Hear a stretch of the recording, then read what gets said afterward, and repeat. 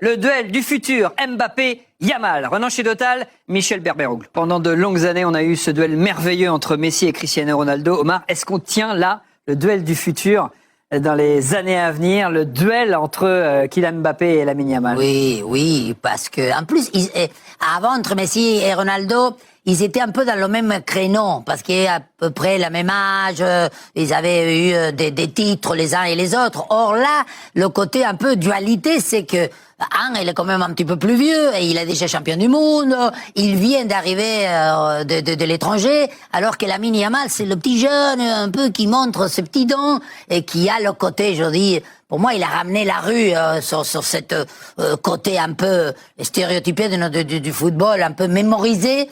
Et donc c'est ça qui fait aussi cet aspect qui déroge à deux joueurs complètement différents en plein des domaines. Avec des caractéristiques effectivement différentes, une personnalité, des attitudes dans le jeu qui le sont également, une influence de jeu considérable dans les deux cas, mais peut-être Yamal qui se rapproche plus du style de Messi et Mbappé peut-être un peu plus du style de Cristiano Ronaldo dans l'aspect clinique et athlétique. Dans le style de Messi, il y avait 40 buts par saison. C'est vrai. Et Yamal, il a pas encore ça.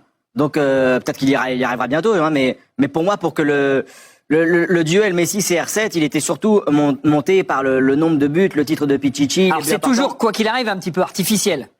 De quoi ? Ce type de duel. C'est le feuilleton, c'est ce qu'on raconte, c'est ce qui nous tient. C'est ça. Après, il y a une différence quasiment de 10 ans entre Yamal et Mbappé, donc on va voir déjà ce que ça va donner l'année prochaine. Mais ouais, je pense on peut se réjouir quand même d'avoir deux monstres comme ça dans la Liga et d'en pouvoir en profiter tous les week-ends. Alors, y a-t-il du Léo dans Lamine Yamal? Regardez ces images, Omar, c'est quand même assez saisissant quand on compare le style des deux joueurs sur ces images. D'abord, ils ont la particularité d'être gauchers. Et maintenant, c'est aussi une méthodologie d'en étant gaucher de partir du côté droit du terrain. C'est génial, là, c'est incroyable, c'est les mêmes images. Incroyable. Exactement. Ce qui fait que ils ont.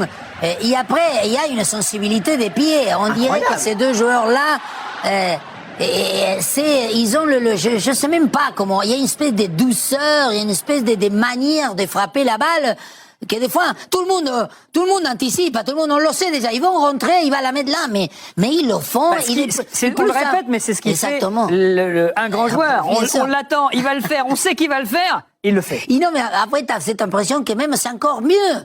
Parce qu'il y a le petit roulade, parce qu'il a le petit toucher avant, parce qu'à la fin, je sais pas, on dirait qu'il rajoute des petits détails qui, évidemment, ils nous nourrissent la résistance rétinienne. Persistance rétinienne. Yamal, le joueur frisson qui rend fou. Fermine encore. Fermine avec Yamal. Feinte, passement. Oh non, mais non! Mais non! Oh là là! Il passe entre les deux comme ça. Incroyable. Bah oui, là ça sort du cœur. Hein. Parce que tu te dis, il va pas le faire, il peut pas le faire. Il le fait quand même. Et il le fait. Et non, il va pas frapper, et s'il frappe, voilà. C'est magnifique. Alors, il y a du Léo Messi dans Lamine Yamal, on vient de le voir sur ces images préparées par Ali Fares et Antoine Bourria, c'était magnifique. Y a-t-il du CR7 dans Kylian Mbappé? Regardons Benjamin, il y a quand même aussi une ressemblance là, sur cette action, sur la manière de frapper, l'attitude. On est sur deux joueurs qui privilégient le but. Beaucoup moins technique que Messi et Yamal, mais voilà, mais des grands buteurs, des machines à marquer extraordinaires, un mimétisme, effectivement. Alors, on se rappelle évidemment de cette image de Kylian Mbappé dans sa chambre d'enfant avec tous les posters de Cristiano Ronaldo. Voilà. Et le travail de recherche est magnifique de la part de l'équipe de Liga Extra. Il y a des gestes qui sont quasiment identiques. Oui, je pense qu'il y a une belle manière de pouvoir copier, imiter, forcément, tout ce qu'on admire, à un moment donné, on essaye de se l'accaparer. Hein. On a essayé de le faire avec vous et Benjamin. Et c'est pour tenir tête à Lamine Yamal, Kylian Mbappé devra d'abord évoluer dans une équipe réellement compétitive. Les chantiers sont nombreux au Real. Alors la Maison Blanche a confié les travaux à un nouvel architecte, Xabi Alonso. Sujet signé François Rabillet et Freddy Loussier. Alors Xabi Alonso, Omar, est-il le candidat idéal à vos yeux pour prendre la succession de Carlo? Idéal, en tout cas, il a fait tout son parcours. Quand on dit que quelqu'un il connaît le football, je crois que il y a zéro ambiguïté à dire qu'il connaît plus que le football, parce que comme joueur, il a tout fait. Et comme entraîneur, il a marqué, il est devenu rivalisé contre le Bayern. et d'une manière, moi j'y crois pas trop, souvent on a la patte de l'entraîneur, mais là, en tout cas dans son cas, il a mis en évidence, oui, par des critères de sélection des joueurs, une manière de faire, de jouer, il a manière, en plus il a un sourire, je trouve qu'il se la raconte pas, et moi ça me plaît. Ça vous plaît. Est-ce que c'est un avantage d'avoir joué au Real Madrid ou est-ce que ça va lui mettre une pression supplémentaire?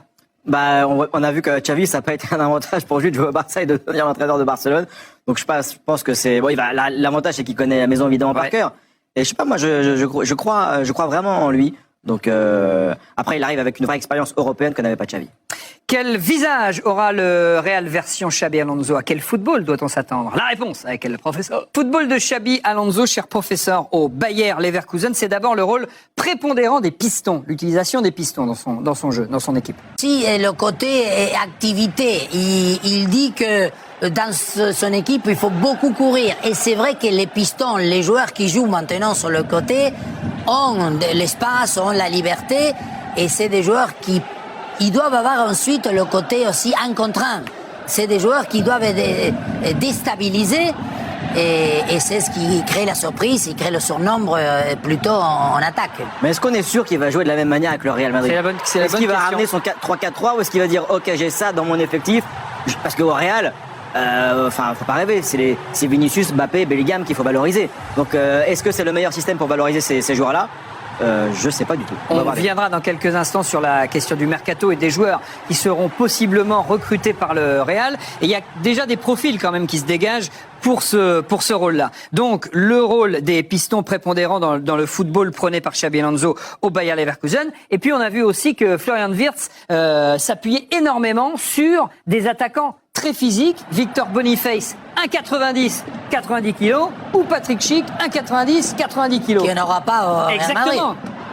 Mais c'est ce que je disais, là j'ai vu que ils avaient marqué je sais pas combien de buts sur des centres, parce qu'ils utilisent les pistons et après il y a le côté centre. Sauf que Mbappé c'est pas du tout un joueur de tête, Vinicius encore moins, Bellingham il peut l'être, mais ce genre d'action, regardez, où d'abord on écarte et ensuite on la met comme on dit dans la boîte, évidemment. Parce que là il est quasiment au point de pénalty, c'est des choses qu'on n'a pas beaucoup vues au Real cette saison. Et on le verra pas, parce que si Mbappé c'est le prochain avant-centre, c'est pas du tout un joueur qui aime.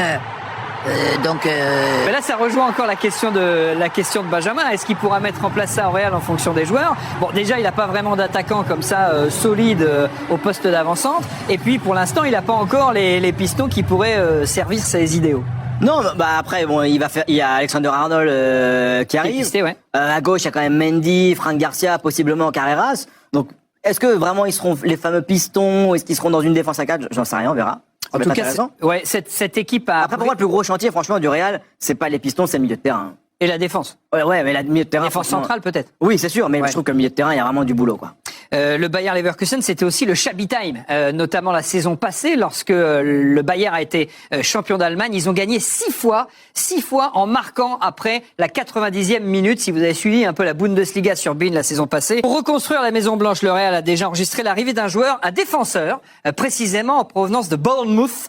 Mon cher Benjamin, il s'appelle Højsund. Effectivement, moi je cache pas que je vais le découvrir vraiment au haut niveau parce qu'il arrive de Bournemouth, même s'il a déjà eu 2 sélections avec l'Espagne, très jeune, 20 ans, grand gabarit, par contre ça aussi 1m97 et il a les 2 pieds. Ça je trouve que c'est bien, il joue pied droit, pied gauche et il a un profil quand même un peu plus sensible, un peu plus football que Rudiger ou Militao. Il a choisi l'Espagne, hein. Absolument, son papa est néerlandais. Exactement, mais il a choisi l'équipe d'Espagne. On parle également alors d'Alexander Arnold, ça fait un petit moment d'ailleurs qu'on en parle, les négociations seraient en cours, il est latéral, il a quitté Liverpool, ou encore Alvaro Carreras du Benfica à Lisbonne, latéral lui aussi, donc là on aurait peut-être des indices sur les choix de Xabi Alonso pour le recrutement, en tout cas au regard de ce qu'on a évoqué il y a quelques instants. Exactement, déjà au Real je pense qu'il faut préparer l'après Dani Carvajal qui n'a pas joué de la saison. Donc Alexander Arnold, ça reste un joueur qui a le haut niveau, qui connaît la Ligue des Champions. Carreras, moi j'attends de voir un petit peu plus. Ça reste là aussi un jeune joueur qui joue très bien avec Benfica. Et qu'est-ce qu'il faut faire après de Mendy et de Franck Garcia, quoi. Thomas Chudo, le Real s'est imposé à 11-9 hier sur le terrain du Séville FC et Kylian Mbappé a inscrit son 29e but en Liga. Il occupe donc la première place du classement des buteurs et compte désormais 4 longueur d'avance sur Robert Sepazizou Lewandowski. Le titre de Pichichi lui tend les bras. Omar, faut-il considérer ce titre comme un lot de consolation après une saison décevante sur le plan collectif? Le mot consolation, c'est un peu, disons, pour rabaisser une situation qui a été compliquée pour lui. Néanmoins, je trouve qu'il donne un coup d'autorité parce qu'il était attendu sous la loupe, parce qu'il a passé par des passages, si j'ose dire, des moments avec une critique sévère, je ne sais pas si justifiée ou injustifiée. Et or, encore une fois, il a su quand même mettre son empreinte à travers des buts décisifs, des buts bien à lui, des buts de frappe, des buts où il passe. Je trouve qu'il a donné et bien exprimé sa marque enregistrée, donc bravo. Et Kylian Mbappé figure aussi en tête de l'exigeant classement des buteurs Liga Extra, dont voici le règlement pour rappel. Ouverture de la boîte, c'est-à-dire lorsqu'on ouvre le score, 2 points. But décisif, 2 points. But à l'extérieur, 1,5 points. Les pénaltys, 0,5. Et le but coup de cœur, 3 points. Et ce qui est intéressant de constater, c'est que Kylian Mbappé est premier de ce classement et il était très loin au début de la saison. Il a vogué longtemps au milieu. Il a ouvert la boîte plusieurs fois. Exactement, ça traduit d'une certaine manière ce système de points ça traduit qu'il a marqué des buts de plus en plus importants au fil de la saison, Benjamin. Tout à fait, remercions Omar pour cette idée de classement. Non mais c'est vrai, ça veut dire quelque chose. C'est intéressant, c'est comme le soulier d'or qui est pondéré par un indice, je sais qu'on va en parler. Ouais. Et bien là, on a le classement aussi d'Omar qui révèle quelque chose d'assez intéressant. Le soulier d'or, effectivement, qui récompense le meilleur buteur en championnat en Europe selon un barème